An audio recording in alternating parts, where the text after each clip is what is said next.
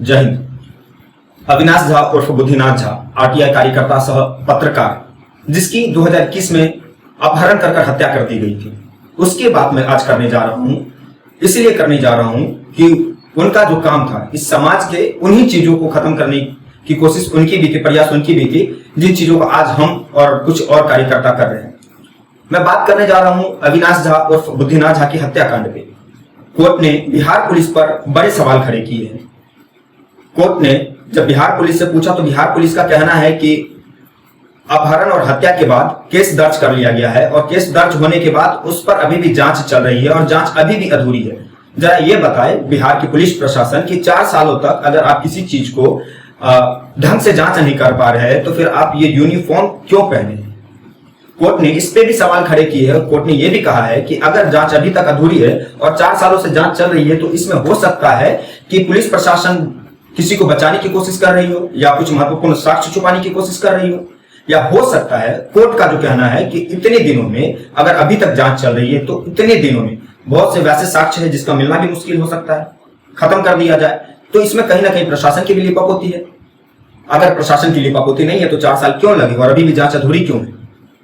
अगर प्रशासन की 100% ईमानदारी होती तो कोर्ट को यह आदेश नहीं देना पड़ता कि जिला से बाहर की जांच टीम का गठन किया जाएगा और दूसरे जांच टीम इसको फिर से जांच करेगी, जबकि इस मामले में एसएसपी को यह आदेश थी कि 15-15 दिनों पे वो पूरे जांच की देख रेख करे कि कहां तक केस पहुंचा, कहां तक केस नहीं पहुंचा, इसमें अब तक कौन आरोपी पकड़ा है, कौन कौन से आरोपी है।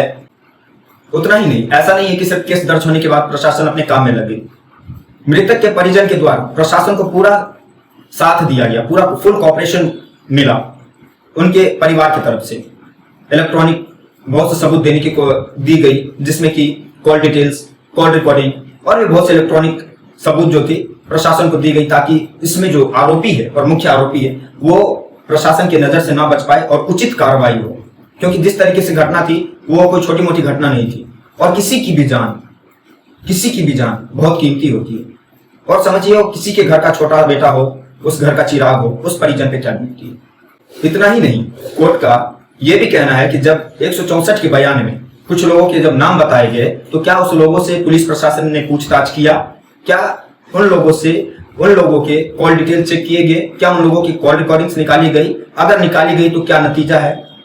प्रशासन से यह सवाल माननीय न्यायालय का है। अब सबसे बड़ी सवाल यह है कि क्या फिर से नए जांच टीम का गठन होना, जिला से बाहर के जांच टीम का गठन होना और फिर से उन पुराने फाइलों को खोलना, फिर से पुराने अपराधियों को ढूंढना, या फिर जितने भी नामजद अपराधी है या 164 के बयान में जिन जिन का नाम बताया गया है, क्या फिर से उनको ढूंढ पाना प्रशासन के लिए मुमकिन है?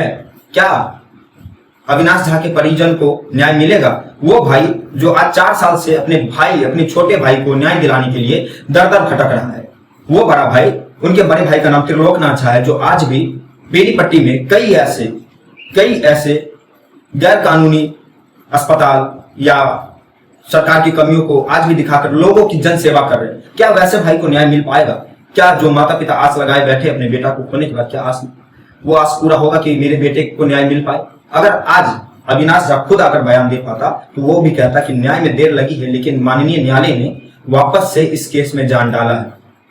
मेरा खुद का मानना है कि जो भी टीम आए इसकी इस तरीके से जांच करे कि एक भी दोषी बच ना पाए, ताकि फिर भविष्य में किसी का बेटा, किसी का भाई ऐसे घटना का शिकार ना हो। क्योंकि समाज सेवा करना गलत नहीं है।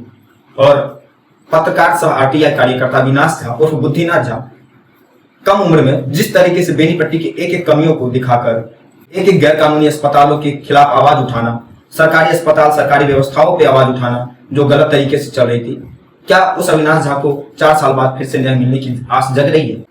जय हिंद।